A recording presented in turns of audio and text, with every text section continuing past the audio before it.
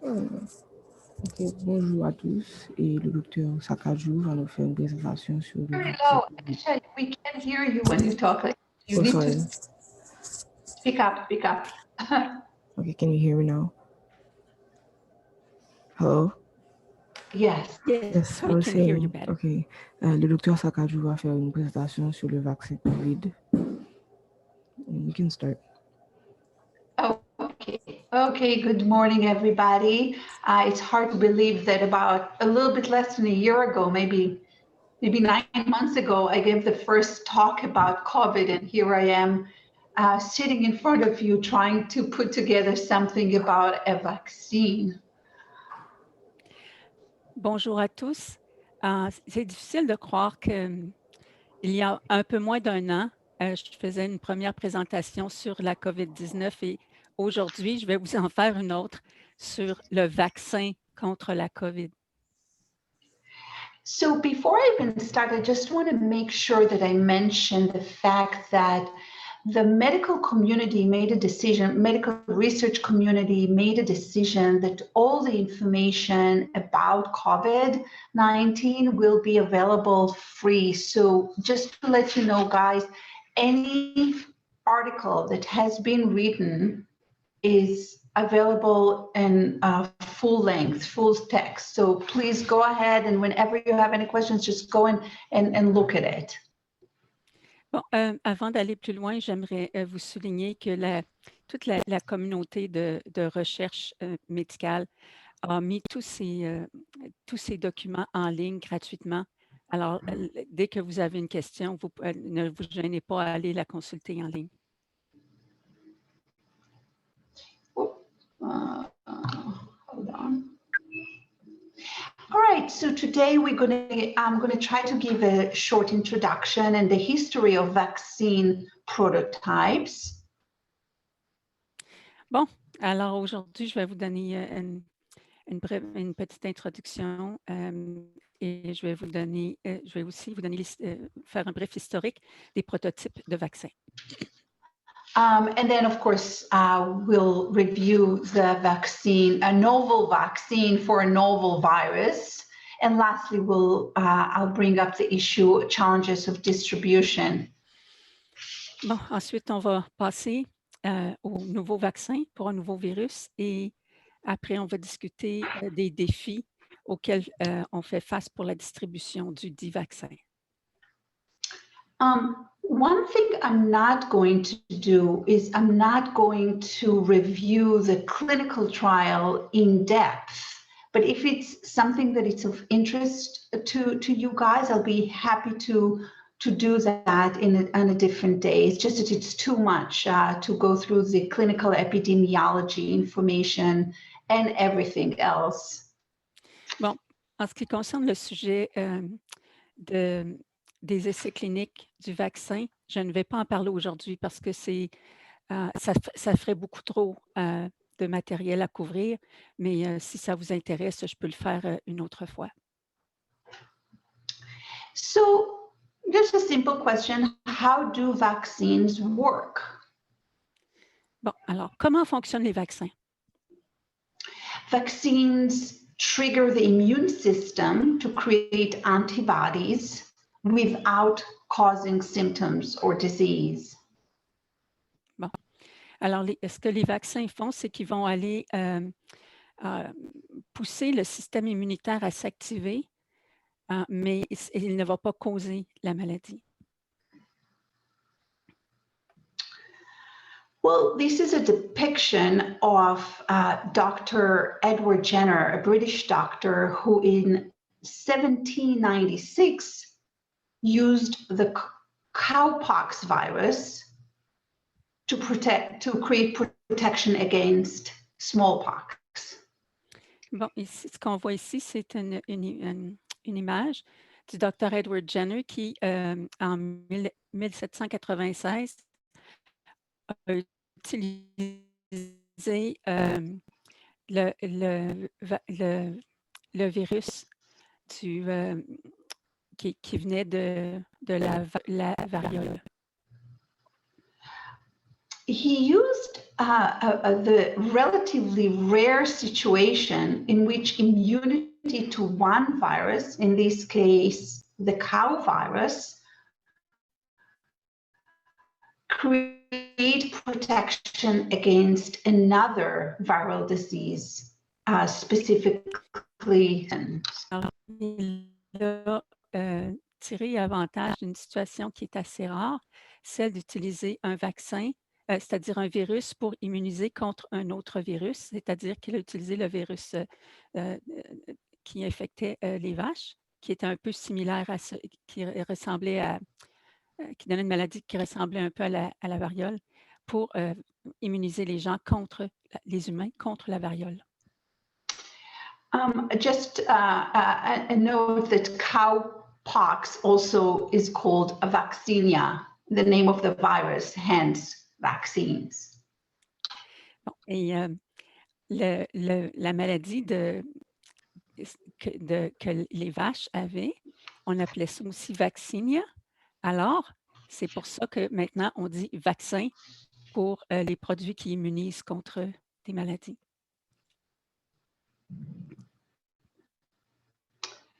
In 1881, so almost 100 years later, the microbiologist Pasteur demonstrated immunization against anthrax by injecting sheep with preparation containing attenuated forms of the Bacillus anthracis. Un peu plus tard, on a utilisé des très, très petites, faibles quantités d'anthrax pour vacciner les gens contre l'anthrax. So essentially, the bacteria was killed, attenuated, but still maintain the ability to allow immunity. Ce qu'on faisait dans ce cas-là, c'était que la bactérie était tuée, mais même si elle n'était plus vivante, elle avait encore la capacité de provoquer une réaction immunitaire qui immunisait les gens contre cette maladie-là. And 4 years later, he developed a protective suspicion against rabies.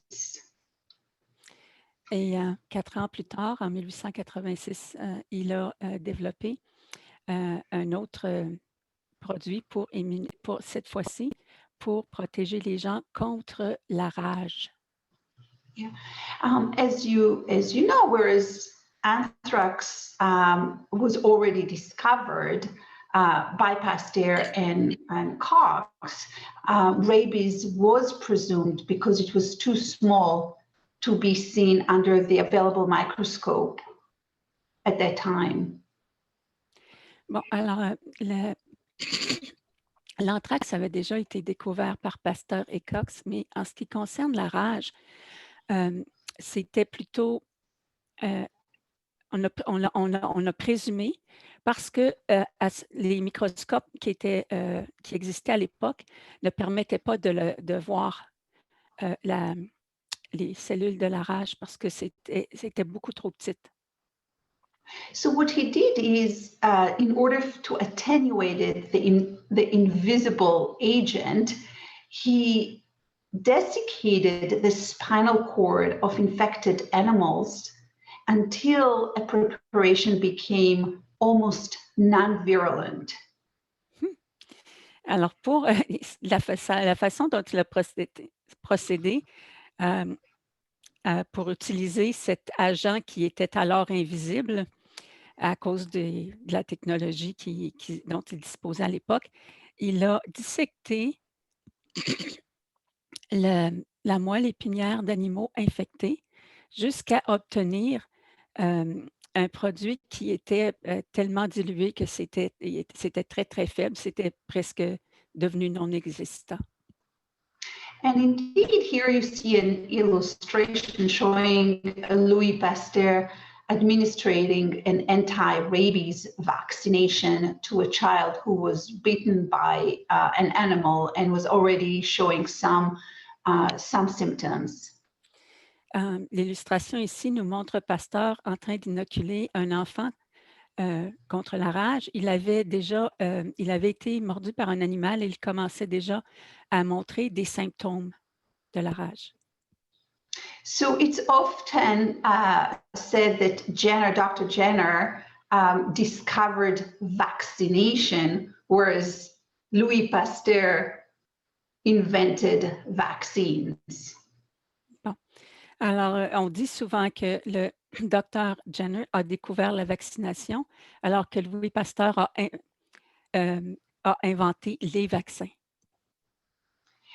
And this is quote from Pasteur: "There are no such things as pure and applied science. There are only science and the application of science." And I think many of us physicians, scientists, will agree that this is indeed the case. Il dit que les sciences pures et appliquées n'existent pas.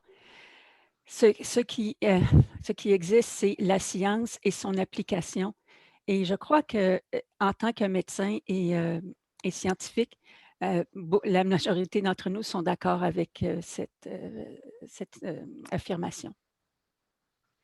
And I just wanted to point out one more issue that both Jenner and Pasteur faced with a great deal of resistance, both from the professional community, but definitely from the public, to receive those vaccinations. Il est important de souligner qu'ils ont rencontré beaucoup de résistance de la part de la communauté scientifique ainsi que de la part du public au sujet justement des vaccins et de leur administration à la population. But it's really the devastating disease that pushed people to agree to take those vaccines, which now are a common thing for us. Alors, les vaccins qui sont tout à fait ordinaires pour nous de nos jours, au départ, les gens étaient méfiants, mais les maladies étaient si terribles qu'ils ont accepté de se faire vacciner. Et de nos jours, les vaccins comme par exemple, disons, la variole ou bien la rage, c'est rien d'effrayant. And I specifically mentioning it just because of the some of the sense around COVID vaccine among part of the population. And I know this is an issue that you guys need to address or to face in Haiti. Je sais qu'en Haïti, vous avez à faire face à ce genre de craintes et d'objections face aux vaccins.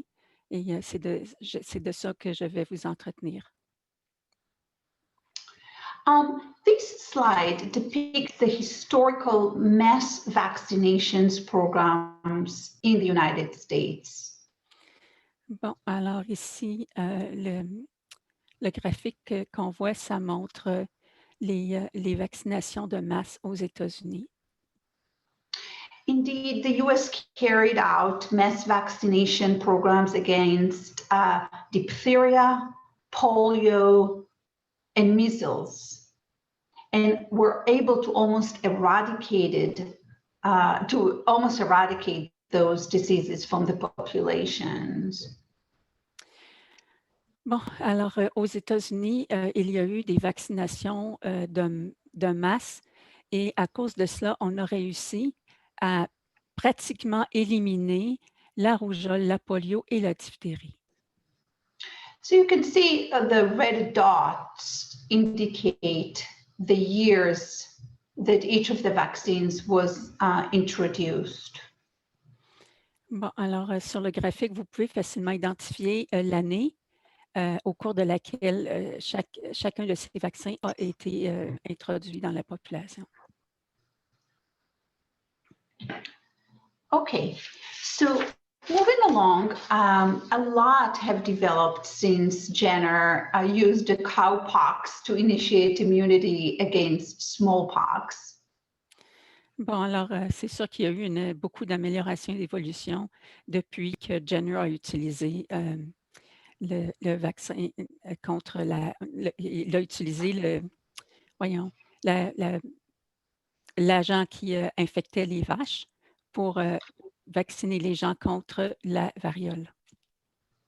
And one of the major challenges in vaccine development consists in devising vaccines that are strong enough to create immunity, but do not cause serious illnesses.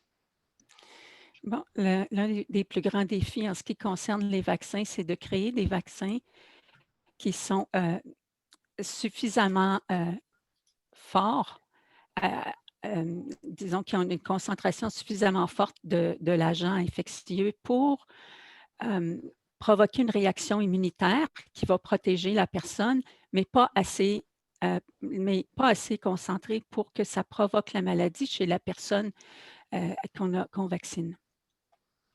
And unlike therapeutic interventions to address disease, vaccines are given to individuals who are healthy, and so we should take a great deal of care not to cause a disease to those healthy individuals by vaccinating them. Bon, les vaccins sont administrés à des personnes qui sont en bonne santé.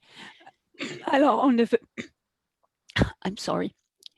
Alors, on ne voudrait pas que ces personnes-là, qu'on les rende malades en les inoculant pour les protéger contre une maladie. C'est vraiment pas le but. Yeah. So, and in the you can take a little drink of water. Yes, good. Thanks, Doris. In the late 20th century, there were a whole bunch of laboratory techniques that will allow the new approaches to vaccine development. And the most important one of them, of course, is gene sequencing. I'm sorry, would you repeat that last sentence, please? Sure. The license. So the most important. So there are a lot of laboratory techniques that have allowed a great deal of development of vaccines, and the most important one is probably gene sequencing. OK. Bon, il y a beaucoup de techniques qui ont été développées. Et parmi celles-ci, je vous dirais que celle la plus importante d'entre elles, c'est celle qui consiste à faire le séquençage des gènes. So essentially, genes of pathogens are identified. A protein can be created from those genes and used to stimulate the immune system against this pathogen. Bon, alors, ce qu'on fait, c'est qu'on va aller chercher les pathogènes, les gènes de ces agents pathogènes-là, et après ça, on va s'en servir pour développer un produit qui va le combattre. And the fact that we were able to gene sequence allow for mass production of antigens, those proteins that create immunity. I'm sorry, I'm lost there. Okay, I'm sorry. No, I'm sorry. No, I'm sorry. So the fact that we are able to produce, the fact that we are able to gene sequence, we are able to mass produce the antigens, which are the proteins that produce the immunity. OK. Le séquençage des gènes nous permet de faire la production en masse des antigènes, des protéines antigènes qui vont nous permettre d'inoculer la population. So back to the slides, we have 6 prototypes of vaccines. Bon, alors on retourne ici à la diapositive et on voit que nous avons 6 types de vaccins ou prototypes de vaccins. We have attenuated vaccines, which are microorganisms that have lost the ability to cause disease, but to retain the ability to stimulate immunity. Bon, alors, nous avons les vaccins atténués, qui sont les micro-organismes qui ont perdu la capacité de causer une maladie grave, mais qui qui ont conservé la capacité de stimuler l'immunité, comme les vaccins contre la rubéole ou la polio. Sometimes we mention that those type of vaccine can cause a risk for people with underlying conditions, specifically that affect their immune system. Bon, il peut arriver que ce type de vaccins-là peuvent affecter le système immunitaire de certaines personnes. Secondly, we have the inactivated vaccines. Bon, ensuite, nous avons les vaccins inactivés. These can be organisms that have been killed, just like the rabies that Pasteur used. Bon, alors, ces vaccins-là, les vaccins inactivés contiennent les organismes qui ont été tués, comme les vaccins que Pasteur a utilisés. And these can also be inactivated toxins, the metabolic byproducts of infectious organisms, such as tetanus. Bon, ça peut être aussi des toxines inactivées qui sont des sous-produits métaboliques des organismes infectieux, comme par exemple le vaccin contre le tétanos. We have vaccines which are made from protein subunit, proteins that usually found on the surface of the infectious agent. Alors, il y a aussi des vaccins qui sont des sous-unités, des protéines que l'on retrouve à la surface des agents infectieux, comme par exemple le vaccin contre l'influenza ou l'hépatite B.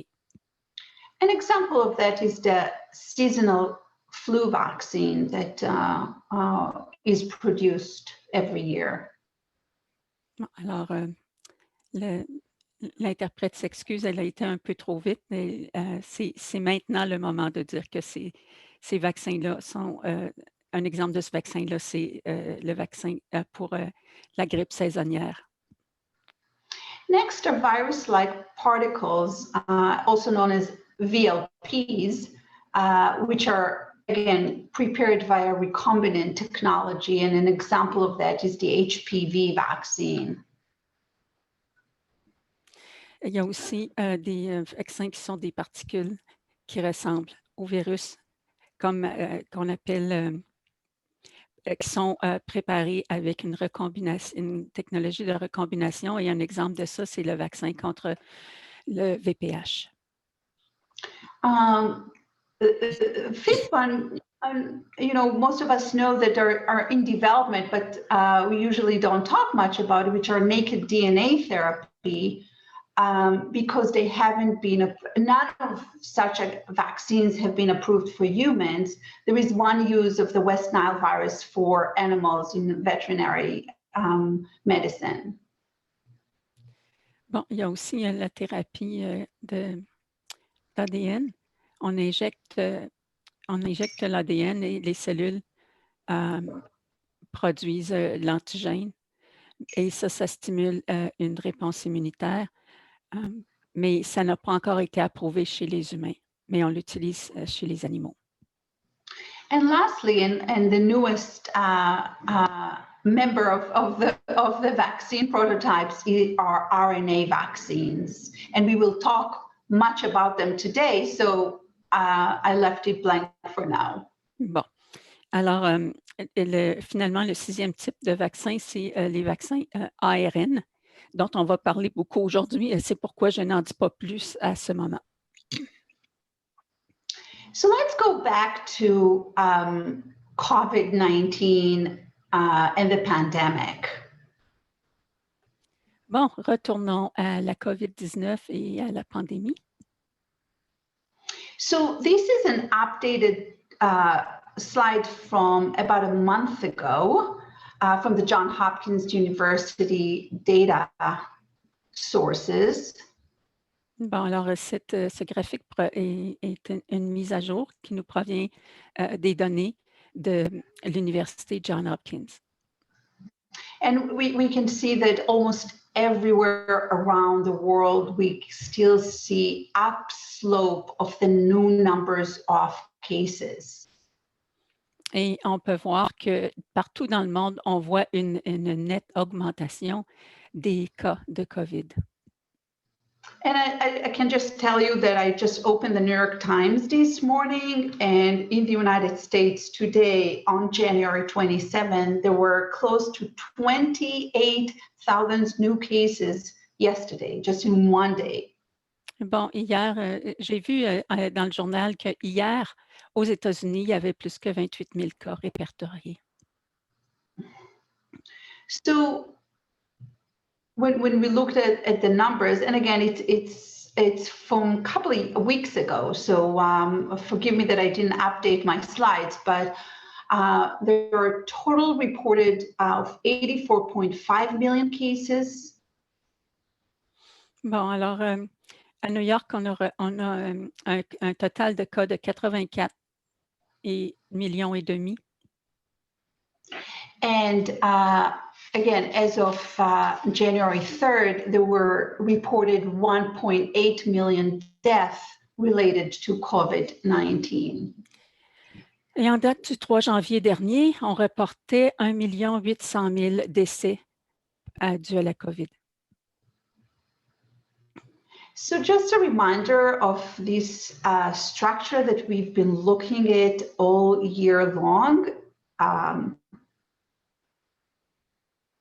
Bon, alors, on fait une petite revision de ce qu'on connaît du virus, de l'apparence du virus.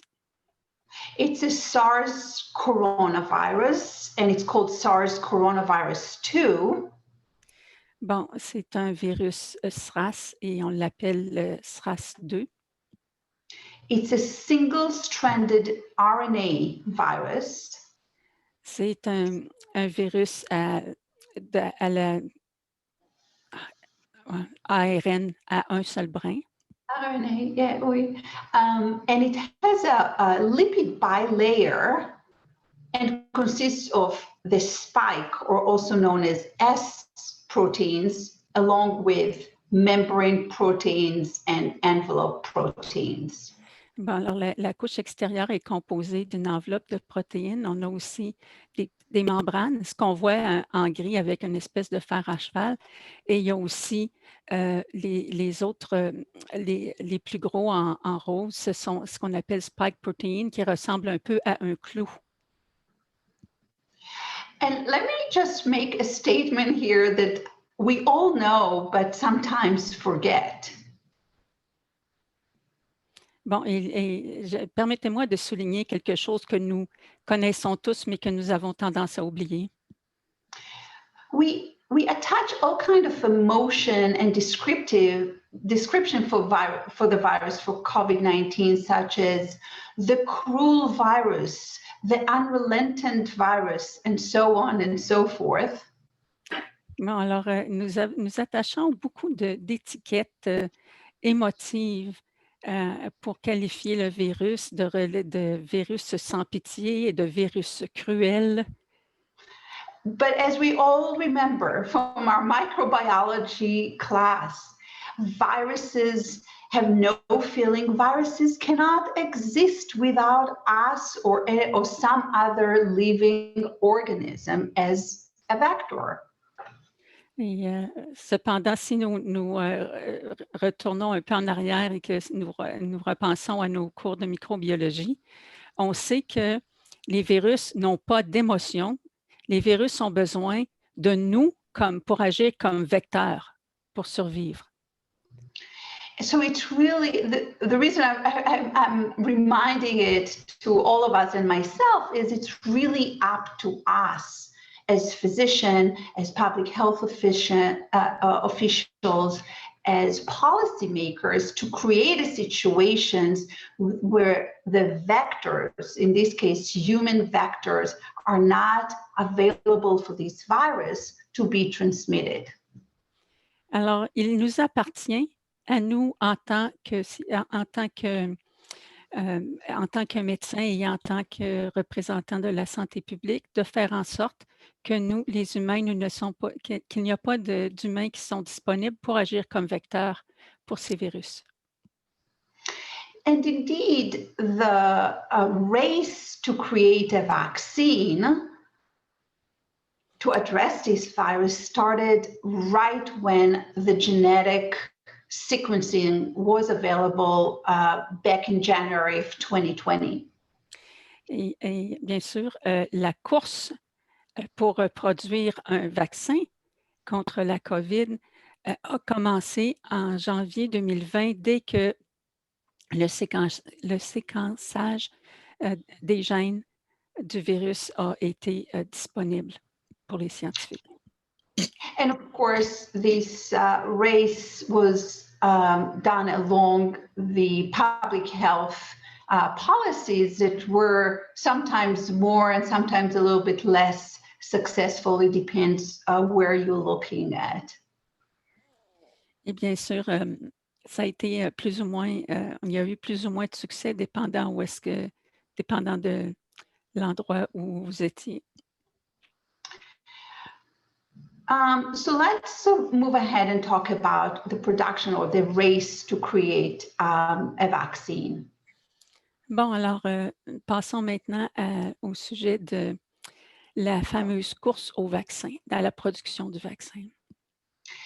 This diagram shows us the normal development. So we have preclinical, phase 1 clinical, phase 2 clinical, and I'm going to go through the different phases of developing of a vaccine, and usually it takes about 10 to 15 years. Bon, l'illustration ici nous montre les phases et les périodes de temps dont on a besoin pour créer et faire approuver un vaccin, ce qui est d'habitude peut prendre entre 10 et 15 ans.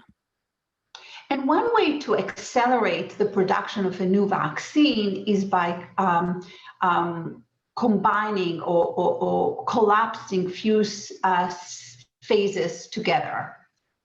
Une des manières de créer un vaccin plus rapidement, c'est de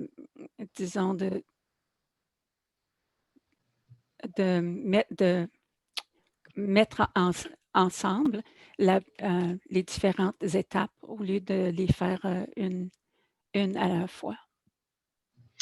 So really quickly, a review of what are the different phases. The preclinical, essentially, the new vaccine are given to cells of animals such as mice or monkeys, just to show that indeed there is immune response.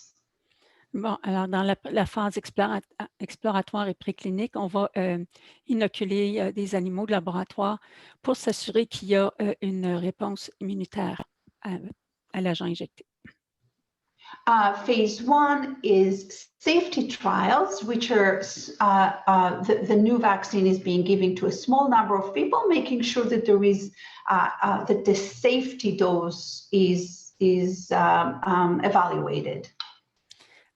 Et dans la première phase clinique, on va donner le vaccin à un petit groupe de personnes pour s'assurer que la dose est efficace mais ne présente pas de risque pour la santé. Phase 2, we increase the number of individuals that are being given the vaccine to hundreds, making sure that we have different representation of group, let's say children, elderly, and so again, different vaccines will do different things, but we want to make sure that the immune response is seen in different type of groups. Dans la deuxième phase clinique, on va donner le vaccin à un peu plus de personnes dans différents groupes d'âge pour s'assurer de son efficacité et aussi qu'il est sûr pour des personnes de différents groupes d'âge, comme des enfants, des personnes âgées. And lastly is phase 3 clinical trials, which thousands, in the case of COVID, were tens of thousands of people were given the vaccine.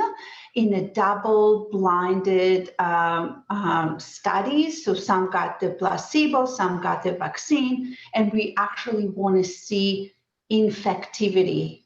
In other words, how many people who got the vaccine versus those who got placebo were infected with the disease. Dans la troisième phase clinique, on va donner le vaccin à des dizaines de milliers de personnes et on fait à ce moment-là une étude en double aveugle où une partie du groupe va recevoir un placebo, l'autre partie va recevoir le vaccin et on va voir maintenant le niveau d'infectivité, à savoir combien de personnes vont avoir la maladie parmi ceux qui ont été vaccinés, comparé à ceux qui ont reçu le placebo et combien d'entre eux vont être infectés par rapport à l'autre groupe.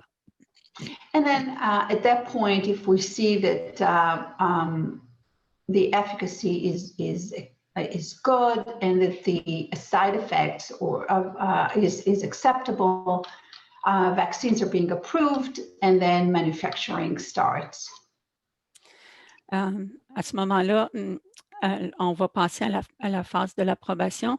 Une fois qu'on a vu à la suite des essais cliniques que le vaccin est efficace et que les effets secondaires qu'il entraîne ne sont pas graves et dangereux.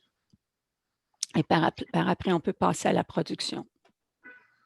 So this schematic graph is showing a representation of the SARS coronavirus 2 along with the components of the virus as potential vaccine target. Ce qu'on voit ici, le schéma qu'on voit ici, ça montre les différents types de vaccins qui sont proposés par qui ont été développés par différentes compagnies et différents pays. Yeah. And essentially every single one of them actually is going after the S or the spike proteins. Chacun de ces vaccins, en gros, chacun de ces vaccins va s'attaquer aux protéines là, qui sont en forme de clou à la surface extérieure du virus. In addition to the fact that it's the largest and easiest to produce, this is also the proteins that allows the attachment of the virus to the cell. So by creating immunity against this specific spike protein, we not only we also will prevent the attachment to the cell. Bon, ces vaccins-là sont pas trop compliqués et pas trop dispendieux à produire. Et ce qu'ils ont en commun, c'est qu'en s'attaquant aux protéines, celles que j'appelle en forme de clou, ces fameuses protéines-là, vont s'attacher aux cellules de l'humain qui l'a contracté. Alors, en s'attaquant, les vaccins qui s'attaquent à cette protéine-là vont empêcher effectivement que le virus s'attache aux cellules. So just like the review of the prototypes of vaccine, we see here almost all of them in the race to create a COVID vaccine. Alors, on voit qu'ils ont tous le même. Could you repeat that one, please? You know what? It is actually not that important. What we see is all the prototype vaccine are being developed for COVID vaccine, and all of them are already in use except the DNA vaccine. Bon. Alors, ce qu'on voit, c'est que parmi tous les 4 prototypes, on voit qu'ils s'attaquent tous à la COVID et ils sont tous en utilisation présentement, sauf celui qui est en haut à gauche, qui est le vaccin ADN. Lui, celui-là, il n'est pas encore en utilisation. And this is actually a table which go through the same as the other graphs. I'm not going to go through all of it, but of course the PowerPoint presentation will be available for you afterwards, so you can look through it. Bon, le tableau ici, ça vous montre les différents vaccins avec, bon, les détails particuliers à chacun d'entre eux. Et vous pourrez vous y référer plus tard parce que la présentation va vous être offerte après la conférence. On va la mettre en ligne pour que vous puissiez vous y référer. And this is a table that compares some of the COVID vaccines available to us. And there are a couple of things that I wanted to mention before we go on. Bon, alors, on voit ici certains des vaccins qui sont disponibles pour nous en ce moment. Et puis, je voudrais vous parler un peu de la comparaison entre chacun d'entre eux. So, as I mentioned before, the first race was the race to produce a vaccine, but as I'm going to describe in a few minutes, the second race is the race to vaccinate populations. Alors, on l'a mentionné plus tôt, au début, c'était la course à la production du vaccin. Maintenant, nous en sommes à la course de la vaccination des populations. So definitely cost is going to be a major issue. Storage will be an issue. How do we store those vaccines will be an issue when we think about the logistics around vaccination of large populations in different settings and different countries. Bon, alors, en premier, c'est sûr que on considère le coût par dose de vaccin. Et ensuite, c'est l'aspect logistique, comment on transporte, comment on entrepose les vaccins. Et ça peut poser un problème dépendant du pays où est-ce qu'on veut vacciner la population. La logistique peut être un problème en raison des conditions dans lesquelles les vaccins doivent être entreposés pour garder leur efficacité. So we didn't really describe the messenger RNA vaccine before because I promised you that we'll talk about it right now. So here we are.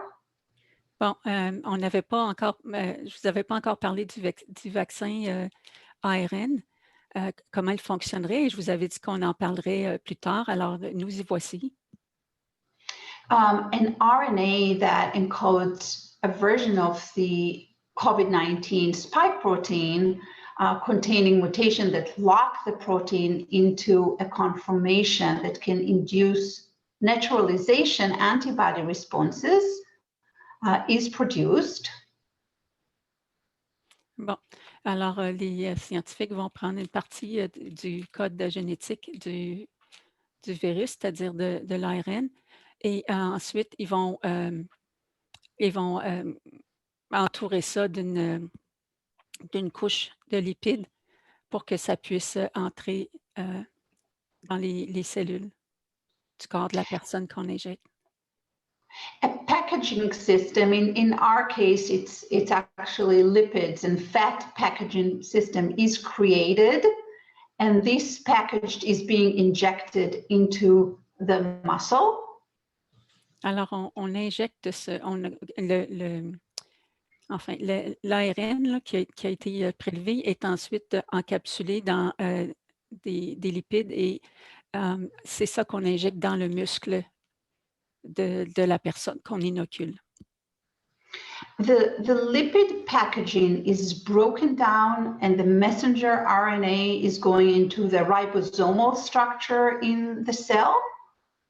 Alors, ce qui arrive, c'est que la couche de lipides, quand elle entre dans les cellules, elle est détruite et ça libère ça libère la partie d'ARN qu'on a enlevée qui se dirige vers les ribosomes de la cellule. The spike proteins are being apparent on the cell, which induce T cell and humoral immunity. On voit que les protéines en forme de clou, si je puis dire, sont apparentes ici.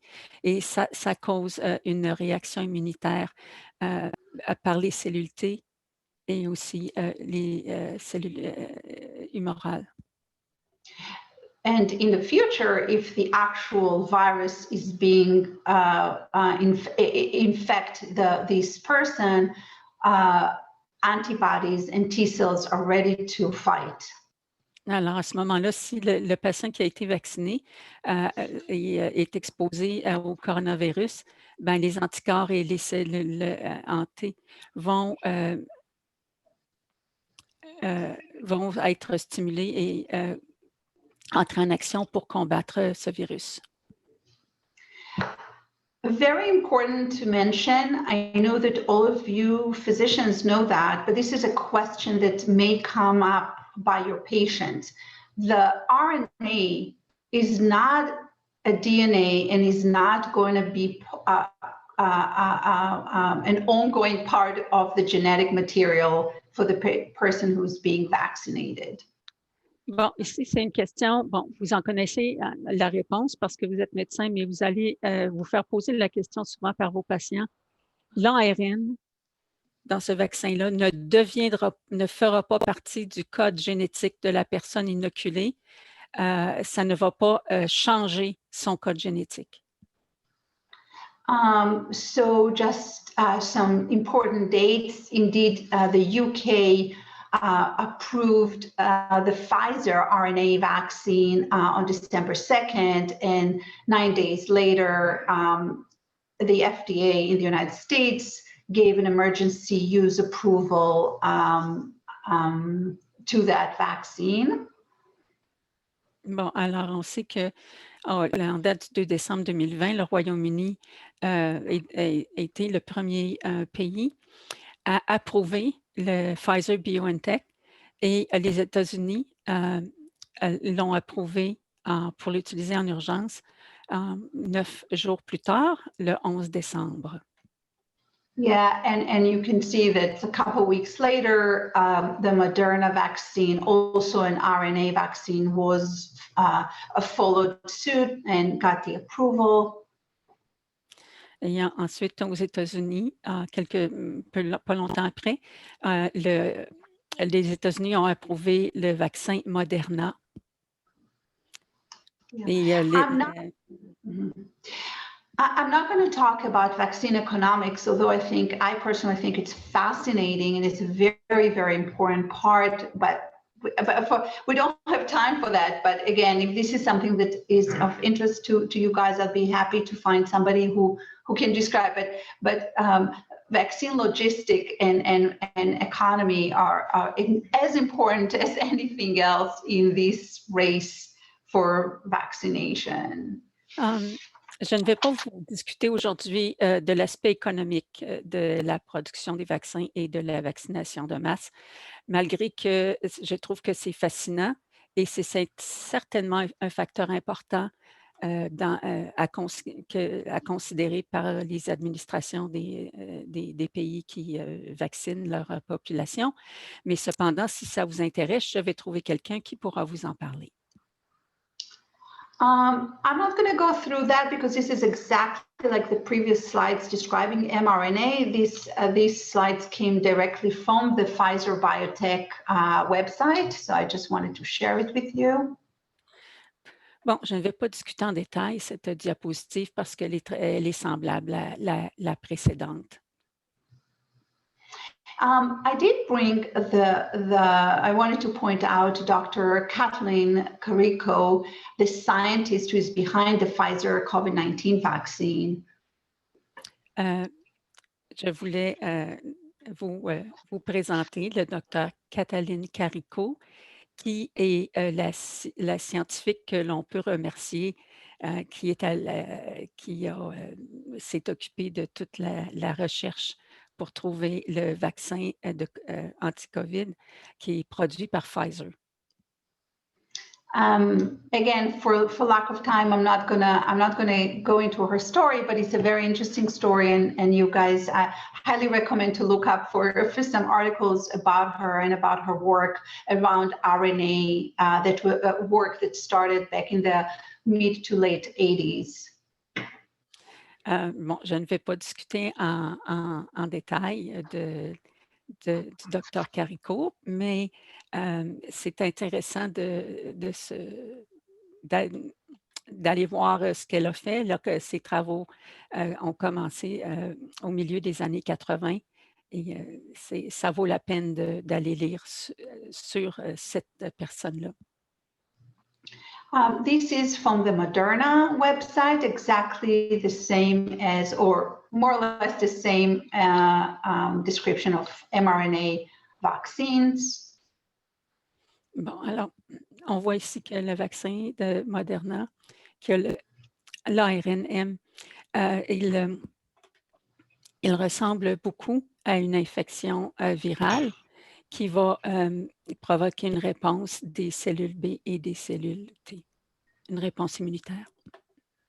So just kind of like the major differences between the Pfizer and Moderna vaccines, you can see that Pfizer is stored in -94 or whatever, 70-degree Fahrenheit, and it's been tested on people, on individuals 16 and up. Moderna stores a little bit higher temperature at -4, but the clinical studies were on people 18 and up. Bon, alors, si on compare le vaccin Pfizer au vaccin Moderna, on voit que les deux demandent 2 doses. Ce sont 2 vaccins ARNM. Ils sont efficaces, peu importe la race et la spécificité des hommes et des femmes, et ils sont efficaces jusqu'à 95%. En ce qui concerne Pfizer, on doit l'entreposer à moins 94 degrés Fahrenheit et on peut l'administrer aux personnes âgées de 16 ans et plus, alors que pour le Moderna, on peut l'entreposer à moins 4 Fahrenheit et on peut l'administrer aux personnes âgées de 18 ans et plus. Both require 2 doses, about a month apart. Both are mRNA viruses, both shown to be effective across gender and race, and both have 95% efficacy. All right, that's what I said first. So, okay, no problem. So I don't have to repeat it. I'm sorry. Move ahead. So next in the race is AstraZeneca, was approved by the UK on December 30th, not yet approved in the United States, but very important, has been approved in India. Bon. Alors, en ce qui concerne le vaccin produit par AstraZeneca, il a été approuvé au Royaume-Uni le 30 décembre et pas encore approuvé aux États-Unis, mais il a été approuvé en Inde. So really quickly to describe this adenovirus vaccine, which is the AstraZeneca. The vaccine is, as I said, it's an adenovirus vector vaccine. Bon, alors en ce qui concerne les essais pour le vaccin de Oxford, ça a été modifié. The adenovirus, which usually causes common cold in chimpanzee, is a weakened adenovirus, and because of that, very safe for use in this case. Le vaccin contre l'adénovirus qu'on utilise chez les chimpanzés, il est modifié et il est très sûr ou sans danger.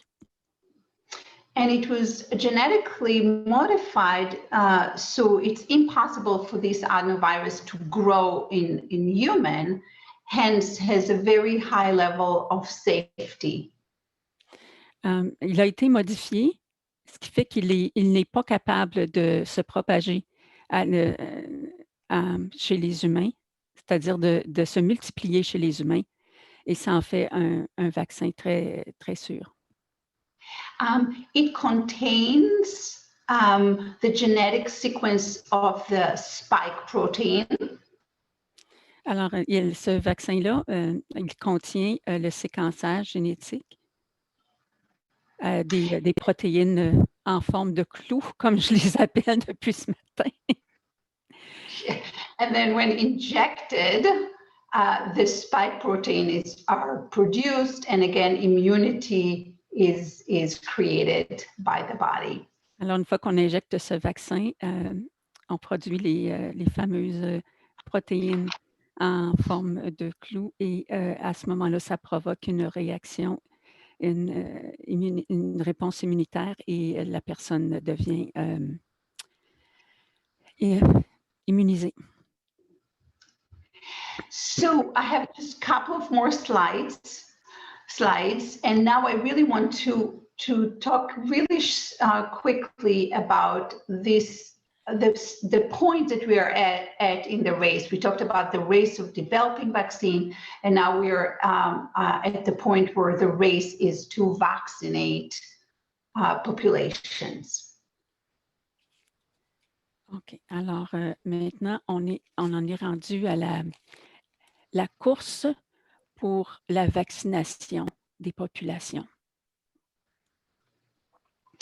Because ultimately, the vaccine will not be truly successful until enough people have gotten the vaccine to stop the spread of the virus, to prevent severe disease, and recently we can also show to prevent further mutations in the virus.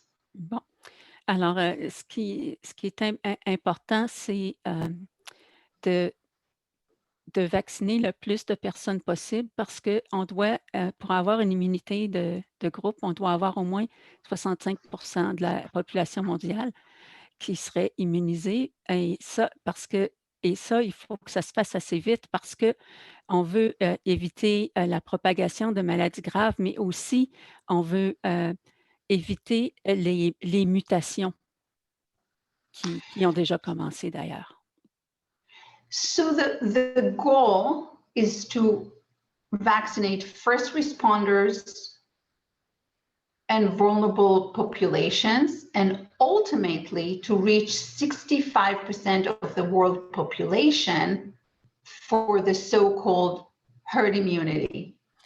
Alors, le but qu'on voudrait atteindre, c'est de vacciner les premiers répondants et la population vulnérable pour en arriver à une vaccination de 65%, donc 5 milliards de personnes à travers le monde. And if you calculate it based on the world population, this adds up to 5 billion people, and each one needs to, in most vaccines, to get 2 doses. So we need 10 billion doses of vaccines. Bon, on a des obstacles à surmonter. La quantité de vaccins qui est disponible, la distribution, l'entreposage, puis aussi, vu qu'il faut 2 doses par personne, on a besoin de 10 millions de doses pour atteindre notre but de vacciner 5 milliards de personnes. So what are the challenges? Challenges are supply, implementation, and getting the people to be vaccinated. Alors, les obstacles principaux sont l'approvisionnement et puis ensuite les personnes pour s'occuper de la vaccination et ensuite la population atteindre la population qu'on doit vacciner.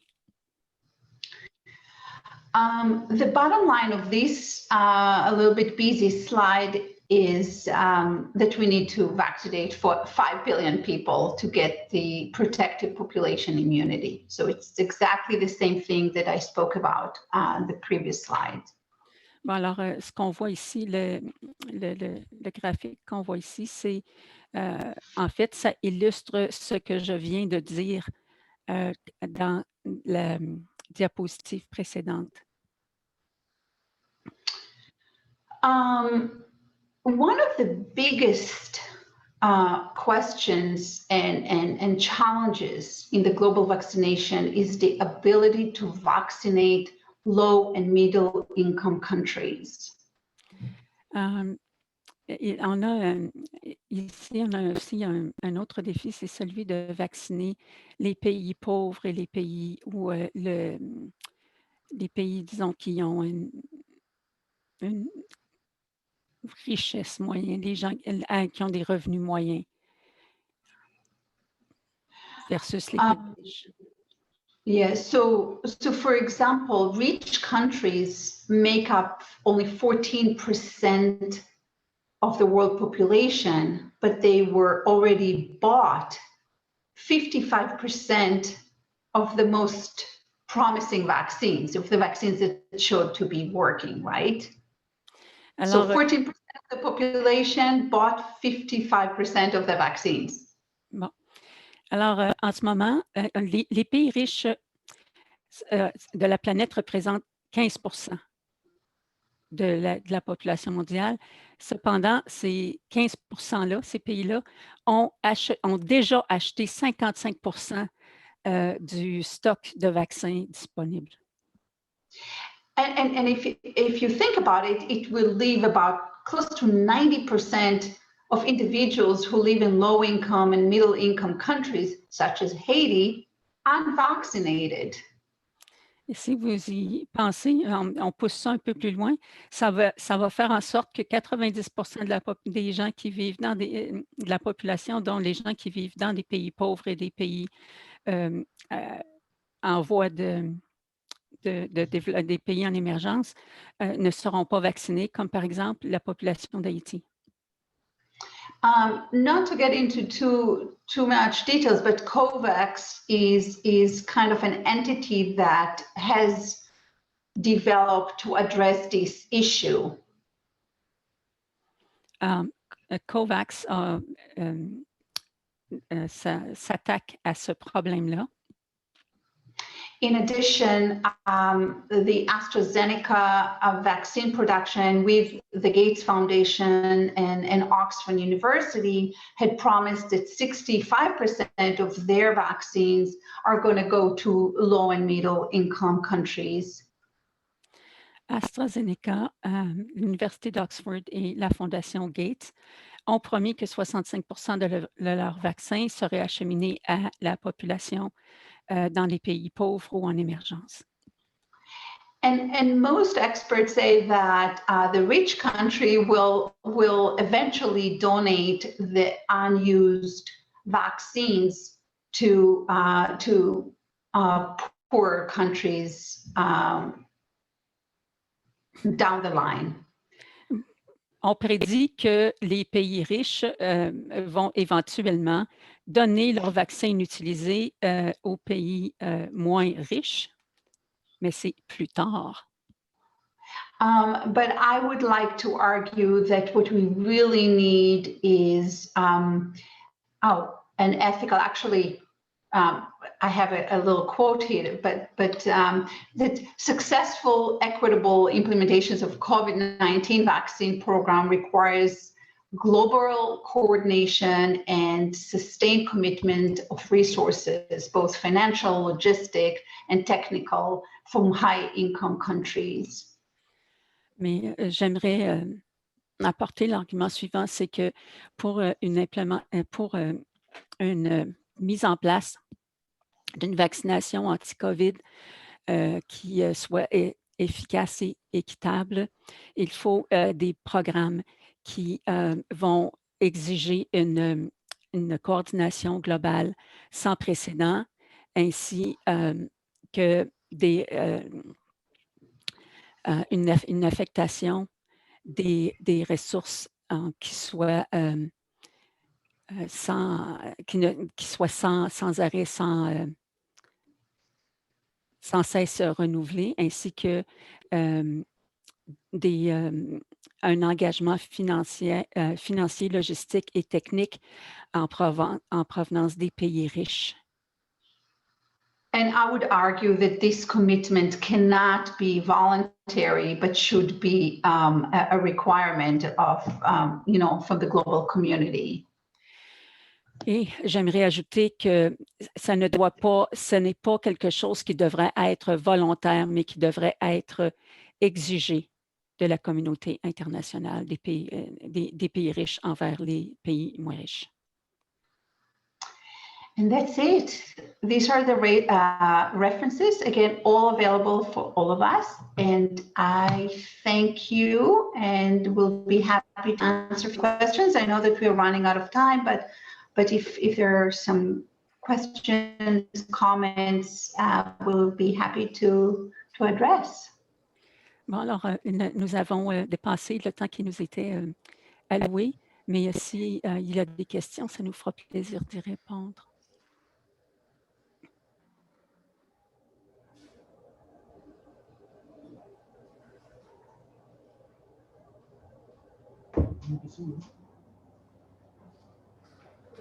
Alors, bonjour. Bonjour. Merci pour la présentation. J'ai une question. Est-ce qu'on a déjà commencé avec la vaccination depuis peut-être 1 à 2 mois? Est-ce que ça a déjà montré un impact sur l'incidence de la maladie? Là, on a commencé à vacciner les patients.